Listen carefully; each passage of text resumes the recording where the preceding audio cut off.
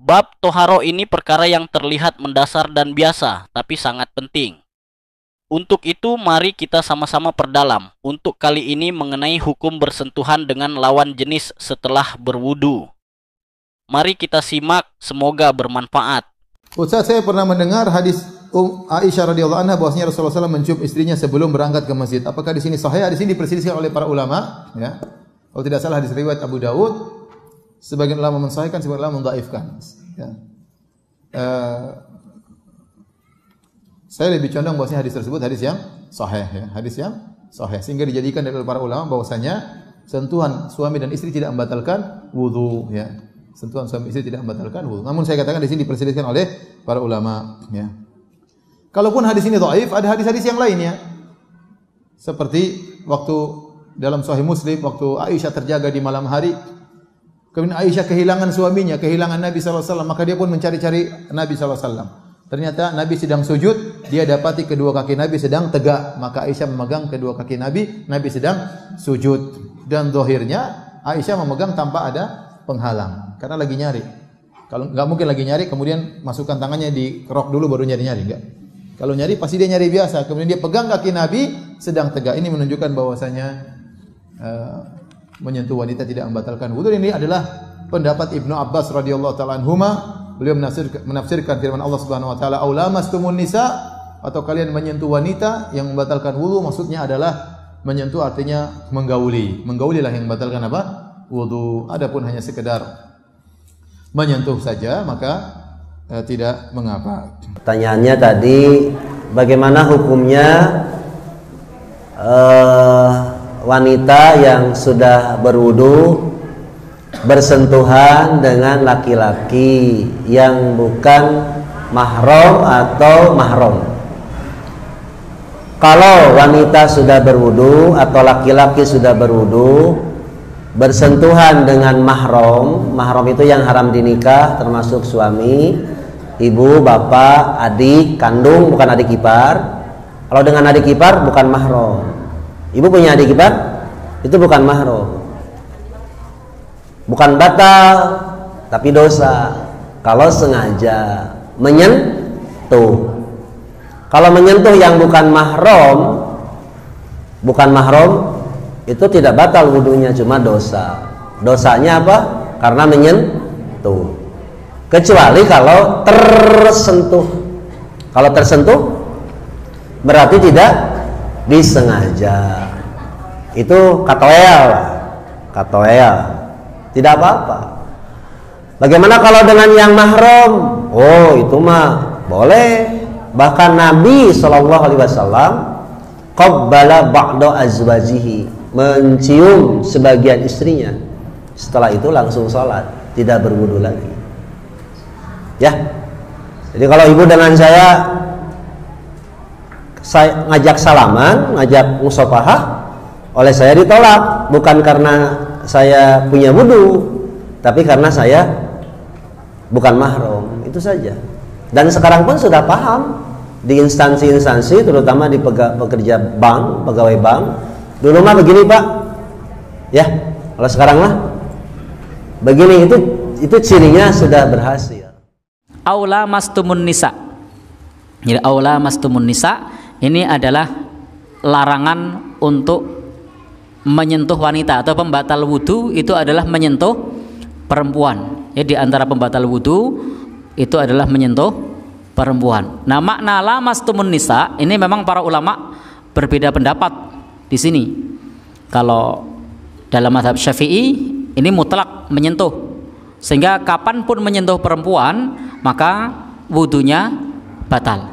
Jadi kapanpun menyentuh perempuan wudunya batal, meskipun yang disentuh adalah istrinya. Nah, jadi wudunya batal. Karena ayatnya menggunakan kata-kata lamasa, menyentuh. Jadi kalau menyentuh batal, itu mazhab Syafi'i begitu. Tapi dalam mazhab yang lain seperti mazhab Maliki misalnya, itu baru inqidha'ul wudu, baru membatalkan wudu kalau dia dalam keadaan misalnya hubungan suami istri. Nah, ayat ini maknanya adalah hubungan suami istri, atau dia menyentuh. Kalau dalam mazhab Maliki menyentuhnya adalah bersyahwat. Jadi kalau tidak bersyahwat tidak apa-apa. Jadi menyentuh bersahabat itu hubungan suami istri. Kalau dalam mazhab Syafi'i menyentuh saja. Nah, sementara dalam mazhab yang lain seperti dalam mazhab Hanafi misalnya atau Hambali misalnya, maknanya hanya berhubungan suami istri. Sehingga menyentuh, baik menyentuhnya dengan syahwat ataupun tidak, meskipun menyentuhnya itu hukumnya adalah haram, tetapi wudunya tidak batal. Jadi berbeda antara hukum menyentuhnya ini haram, tetapi wudunya tidak batal. Itu madhab Hambali sama madhab Hanafi. Sehingga kalau ada orang bersentuhan pada saat wudu dengan lawan jenis, betul itu berdosa karena nyentuh lawan jenisnya atau salaman misalnya. Tapi wudunya tidak batal dalam madhab Hambali dan Hanafi. Nah kalau madhab Maliki dilihat pada saat nyentuh tadi syahwat enggak. Nah kalau misalnya pada saat menyentuh itu kok makser, batal. Tapi kalau pas menyentuh itu kok biasa, nah itu tidak batal. Tapi dalam mazhab Syafi'i, lamasa di sini menyentuh saja. Jadi, kalau saya secara pribadi lebih condong kepada makna lamasa di sini adalah hubungan suami istri. Nah, dalam masalah ini bebas, jangan mau pilih yang mana. Toh yang berpendapat adalah para ulama besar semua. Tapi saya secara pribadi memilih pendapat yang makna ini adalah Al-Quran menggunakan bahasa yang halus, bahasa yang lembut. Al-Quran tidak menggunakan kata-kata bersetubuh, tapi menggunakan kata-kata menyentuh sebagai kehalusan dan keindahan sastra di dalam Al-Quran. Menyentuh perempuan itu tetap batal, tapi menyentuh dalam arti apa? Bersetubuh. Dan mau menyentuh demok tok, nyekel tok, mencium istrinya, ya. Menyentuh istri itu batal apa? Menyentuh apa enggak tuh menyentuh, mencium itu? Mencium istri itu menyentuh apa tidak? Nah, batal apa enggak? Tidak. Jadi menyentuh perempuan yang dimaksud aula mastumun nisa, menyentuh perempuan itu menyentuh dalam arti bersetubuh. Itu batal. Tidak sekedar batal wudu, hadasnya berganti menjadi hadas besar. Nah, itu. Jadi ya kencing, kentut, kemudian buang air besar, menyentuh perempuan dalam arti bersetubuh itu batal. Ya. Baik teman-teman sekalian, dalam persoalan ini kita akan bagi pada dua bagian. Bagian pertama tentang sentuhan. Ya. Yang paling penting kita harus ketahui dalam hal sentuhan yang kemudian berdampak pada batal dan tidaknya wudu, itu ditentukan oleh keadaan syahwat yang dimaksudkan apakah muncul atau tidak. Ini keterangan yang pertama. Jadi baik itu yang Anda maksudkan misalnya sengaja atau tidak sengaja bersentuhan, maka bagian pertama kriterianya apakah ada syahwat muncul atau tidak. Ya, jadi kalaupun misalnya mohon maaf Anda tidak sengaja bersentuhan, tapi saat bersentuhan tiba-tiba muncul syahwat di situ, ya, kemudian ya menggerakkan keadaan diri Anda, ya bahkan misalnya sampai keluar sesuatu, kan, dari hal yang telah diketahui, maka di situ jelas membatalkan keadaan wudunya. Tapi sebaliknya, sekalipun dalam sentuhan yang sifatnya sengaja ada sentuhan, tapi dalam satu kasus tidak ada syahwat keluar dan bukan karena sengaja kebiasaan untuk menyentuh misalnya, ya, maka dalam hal ini bahkan tidak membatalkan wudu. Bisa tidak membatalkan wudu. Kita ambil misalnya contoh. Rasulullah SAW pernah beliau menunaikan salat malam di tempatnya Sayyidah Aisyah radhiyallahu taala anha. Sedangkan beliau dalam keadaan tertidur, ya Sayyidah Aisyah. Ketika Rasulullah SAW tengah menunaikan salat, dan jelas tidak mungkin salat seseorang ditunaikan kecuali dalam keadaan berwudu. Jelas ya? Ketika beliau sedang salat, diceritakan oleh Sayyidah Aisyah, kemudian tergeraklah tangan beliau, ya, menyentuh kakinya. Sampai tersadar kemudian terbangun, dilihat Rasulullah SAW sedang menunaikan salat, sudah dalam keadaan kakinya bengkak-bengkak. Ya, hadisnya sangat populer, Anda bisa temukan di Al-Bukhari dengan turunan hadisnya dari nomor hadis 2008 sampai dengan 2012. Sampai di situ kemudian beliau mengisahkan tentang keadaan sifat salat Nabi kepada beberapa sahabat yang bertanya. Di antaranya Al-Mughirah bin Syu'bah, Hudzaifah Al-Yamani, kemudian ada sahabat Abdullah bin Mas'ud radhiyallahu taala anhum jami'an. Mereka bertanya, "Kaifa kanat salatu Rasulillah sallallahu alaihi wasallam?" Bagaimana sifat salatnya Rasulullah sallallahu alaihi wasallam? Kata Sayyidah Aisyah, "La tas'al an husnihinna wa tulihinna." Jangan ditanyakan bagaimana panjang dan bagusnya salat beliau. Shalli arba'an, thumma yusalli arba'an, thumma yusalli thalathan. Kalau beliau salat di rumah saya, salatnya 4 rakaat, 3 rakaat. Tapi jangan ditanya bagaimana panjang dan bagaimana bagusnya bacaannya, karena sulit untuk diikuti. Ya, bagaimana bisa tahu keadaan ini? Karena pernah tadi beliau terbangun, tangannya menyentuh kaki Nabi yang tengah menunaikan sholat. Dilihat kakinya sudah bengkak. Sampai di akhir bertanya, ya Rasulullah, kenapa harus sampai seperti ini? Alam takun ma'suman, bukankah engkau seorang dijaga dari salah? Alam takun madmunan, bukankah engkau dijamin masuk surga? Ya. Jadi Masya Allah, kata Sayyidah Aisyah, kalau dalam bahasa kita lebih luasnya, Anda ini kan Rasul, Nabi, dijaga dari kesalahan, dijamin masuk surga, masih mau tahajud sampai bengkak-bengkak berdiri lama begini. Ya, Masya Allah. Kalau kalimat ini dibalikan kepada kita, Anda Nabi bukan, Rasul bukan, surga belum jelas, tidak maksum juga gitu kan. Masa nggak mau bangun tahajud walaupun tidak harus bengkak seperti Nabi gitu kan. Kalau dalam kalimat bebasnya. Baik, apa jawab Nabi? Afala akunu 'abdan syakura? Apa nggak boleh aku menjadi hamba yang bersyukur kepada Allah Subhanahu wa taala? Apa syahidnya kaitan dengan pembahasan kita? Kaitannya adalah ketika Sayyidah Aisyah tangannya terkena kaki Nabi, ternyata Rasulullah SAW tidak membatalkan sholatnya. Tapi diteruskan oleh beliau. Teruskan sampai dengan selesainya, sampai dengan tuntasnya. Baik, maka para ulama hadis di sini memberikan pandangan, termasuk ulama fiqih, dalam keadaan-keadaan tertentu, sentuhan bahkan yang terjadi, gitu kan? Sentuhan bahkan yang terjadi, dan nanti akan Anda lihat juga, Nabi dalam keadaan puasa Ramadan pernah mencium istrinya. Ya, dalam kebiasaan rutin beliau ketika akan berangkat beraktivitas, apakah membatalkan puasa? Tidak. Ya, karena itu kegiatan-kegiatan rutin harian yang sudah biasa dilakukan yang tidak menghadirkan syahwat. Jelas sampai sini? Nah, jadi sekalipun ada sentuhan misalnya, tapi dalam sentuhan ini tidak melahirkan syahwat, tidak berniat pada keadaan yang khusus terjadi antara suami istri, maka itu dipandang tidak membatalkan wudunya.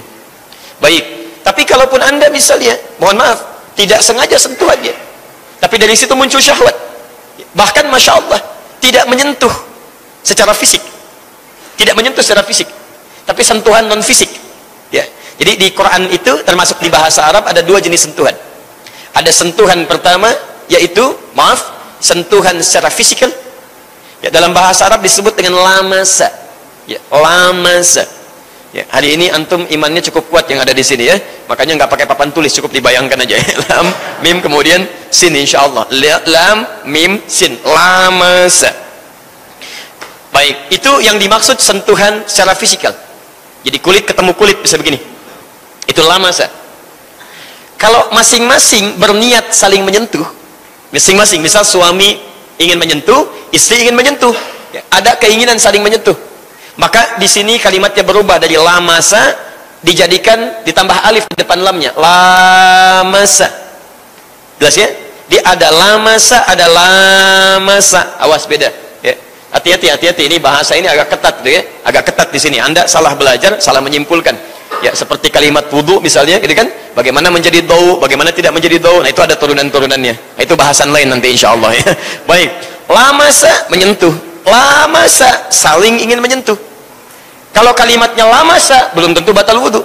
Tapi kalau sudah lamasa pasti batal wudu. Pasti batal wudu. Karena itu ketika Allah turunkan hukum seseorang, suami istri yang saling menyentuh di sini, ya, kemudian turun ayatnya di sini, kalimatnya jelas, wudunya batal, harus dia berwudu kembali, kalau tidak menemukan langsung dia bertayamum. Quran surah kelima Al-Maidah ayat yang ke-6. Posisi, boleh pakai posisi? Masih boleh ya. Posisi paling kiri sebelah atas. Ya, posisi paling kiri sebelah atas. Ini untuk memudahkan ya. Kalau yang sudah paham ayatnya, tahu nomornya, tahu posisinya, maka langsung aja lah gitu kan. Yang belum tahu itu untuk memudahkan. Ya ayyuhalladzina amanu, hai orang-orang yang telah menyatakan dirinya beriman kepada Allah, idza qumtum ilas shalah, jika Anda ingin menunaikan salat dengan sempurna, faghsilu wujuhakum, maka mulai berwudu terlebih dahulu. Ya, basuh wajah yang pokok. Wa aydiyakum ilal marafiq, tangan sampai dengan siku. Kemudian wamsahu bi ru'usikum, usap bagian kepalanya, bukan rambutnya. Ingat ya, ingat. Lihat kalimatnya. Basuh tangan sampai siku, bukan siku ke tangan. Tangan sampai siku. Usap kepala, bukan rambut. Jadi kalau ada yang berwudu cuman rambutnya saja misalnya, cuman dibeginikan, ya, takut gitu kan, rambutnya begini karena takut dia bergeser sisirannya, maka wudunya tidak sah di sini. Kepalanya yang dimaksudkan, bukan rambutnya. Kemudian wa arjulakum ilal ka'bain, kakinya sampai kedua mata kaki. Di ujung ayatnya, lihat ujungnya, ya. Aula mastumun nisa fa ilam tajidu ma'a fatayammamu sa'idan thayyiban. Maka kalau tidak didapatkan air, maka silahkan Anda langsung bertayamum. Gunakan debu, bukan tanah. Ya, debu yang suci. Ya, karena debu bisa ditemukan dimanapun. Tapi yang suci, yang menempel di tempat yang suci. Jadi nggak semua debu bisa dipakai tayamum.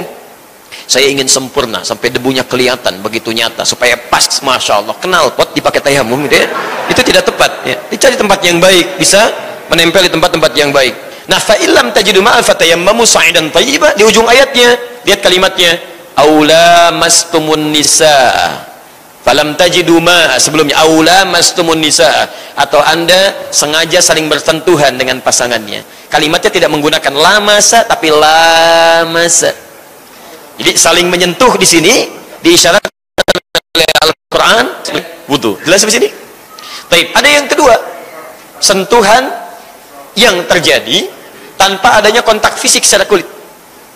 Ya, jadi misal Anda hanya melihat gambar, atau kadar Allah misalnya melihat istri dan sebagainya dalam keadaan berwudu, tiba-tiba ada perasaan tertentu di dalam hati, ada sentuhan kepada jiwa, ada getaran yang berbeda, maka seketika bisa membatalkan wudu. Apakah bersentuhan suami istri membatalkan wudu? 3 mazhab, Syafi'i, Maliki, Hanafi. Syafi'i batal, asal bersentuh kulit batal. Kalau Hanafi tak batal. Aula mastumun nisa, kau sentuh nisa, makna maaf cakap sentuh di situ artinya jima. Kalau jima baru batal. Kalau sekedar bersentuh tak batal. Kalau Maliki bersyahwat baru batal. Tak bersyahwat tak batal. Saya ulang. Syafi'i bersyahwat tak bersyahwat batal. Hanafi bersyahwat tak batal. Jima baru batal. Maliki bersyahwat batal, tak bersyahwat tak batal. Saya condong ke Syafi'i. Makanya saya tak bersentuhan. Nah, kalau mau pergi berangkat, salaman, kalau kena berarti ulang wudhu balik. Ini tentang masalah bersentuh. Bagaimana bila suami dan istri berbeda mazhab? Istrinya Perti, NU, suaminya Muhammadiyah. Muhammadiyah dalam hal ini mengambil Maliki. Dalam mazhab Maliki tak bersyahwat tak batal. Selesai dia salam istrinya, sampai dia di kampus UPP, sholat dia. Kau tadi kan sudah kau pegang binimu. Aku tak bersyahwat, kata dia. Aku nengok biniku tak bersyahwat, kata dia. Nengok bini orang baru aku bersyahwat. Tak batal. Tapi istrinya tadi batal. Letak beda cara berwuduk Syafi'i dengan Maliki itu di mana? Sama. Basuh muka sama, basuh tangan sama, usap kepala sama, usap telinga sama, kaki sama. Cuman bedanya kalau mazhab Syafi'i air kepala sikit aja, ubun-ubun aja, telinga sama kepala lain. Kalau Maliki basahkan tangan, sapu kepala ke belakang, maju ke muka, menyambung ke telinga. 1 kali 1 Maliki. Nah. Pertama, istri itu bukan mahram Anda. Kalau mahram Anda tidak bisa menikah dengan istri Anda. Istri Anda bukan mahram Anda batal wudu, baik dia sebelum menikah atau setelah nikah. Kalau sebelum menikah dia mahram yang Anda batal wudu dengannya dalam mazhab Syafi'i. Setelah menikah jadi istri Anda tetap batal wudu. Cuman Anda boleh berhubungan dengan dia karena istri Anda, tetap. Jadi ya, pembahasannya bukan membahas masalah istrinya dulu, mahram. Biarpun menjadi istri tetap bukan mahram. Biarpun sudah menjadi istri bukan mahram, cuman karena istri maka dia boleh berduaan. Tapi gelar mahram yang bukan mahram itu, kalau mahram haram dinikah. Mana mahram haram dinikah. Yang boleh dinikah, yang mahram haram dinikah. Kalau mahram Anda nggak bisa menikah dengan istri Anda. Kakak perempuan Anda, adik perempuan Anda. Istri Anda semula adalah orang luar yang dia bukan mahram. Dia batal wudhu dengan Anda dan Anda boleh menikahi dia sampai Anda menikah. Kemudian Anda menikah, tetap batal wudhu karena hukumnya adalah dia bukan mahram, kemudian Anda nikahi. Adapun pertanyaan selanjutnya adalah masalah kok neneknya istri kok jadi nggak batal. Ini istri saja batal, gimana neneknya istri jauh kok malah nggak batal? Ini kok aneh. Anda lupa, mungkin Anda tidak mengikuti silsilah bahwasanya mahram ada 2, 1 mahram nasab, yang kedua mahram susuan, yang ketiga mahram karena pernikahan. Anda dengan istri Anda batal wudhu, tapi Anda dengan mertua Anda enggak. Karena apa? Anda enggak boleh nikah dengan mertua Anda sampai kapanpun. Yang boleh pahami ini, karena itu mahramnya karena musyawarah pernikahan. Jadi mahram ada 3 pernikahan. Jadi dengan istri Anda batal wudhu. Tapi dengan mertua Anda sampai kapanpun, kalau seandainya seorang suami istri yang menikah dan tidak boleh pindah ke mertuanya, nggak boleh. Mertua sampai kapanpun, biarpun sudah cerai dengan anaknya, mertua adalah mertua, mahram selamanya. Dan siapa lagi? Ya ke atasnya, ibunya mertua, namanya nenek istri, mahram terus sampai atas. Seperti itu. Jadi memang berarti tanggap yang bertanya ini paham betul. Hanya karena yang bertanya tidak mendengar semuanya, maka sepotong. Tapi kalau dari pertanyaannya sangat paham. Kalau seandainya yang bertanya ini mengetahui dari awal pembahasan kami fikih praktis itu, ini saya nggak akan bertanya ini. Tapi menunjukkan pertanyaan paham. Mulai dari istri kok nggak batal, giliran nenek batal. Padahal dulu, nah ini paham. Ini pertanyaan yang paham ini. Insya Allah yang bertanya paham, tolong dicek kembali pembahasan tentang fikih praktis masalah mahram di Halakoh Fajar. Anda bisa ambil videonya, Halakoh Fajar, ambil bab mahram. Mahram ada 3, mahram karena nasab, mahram suswan, mahram karena musaharah. Dan nanti ada mahram yang muakkatan bukan alat takbid, adalah nanti masalahnya. Itu adalah tetap batal wudhu.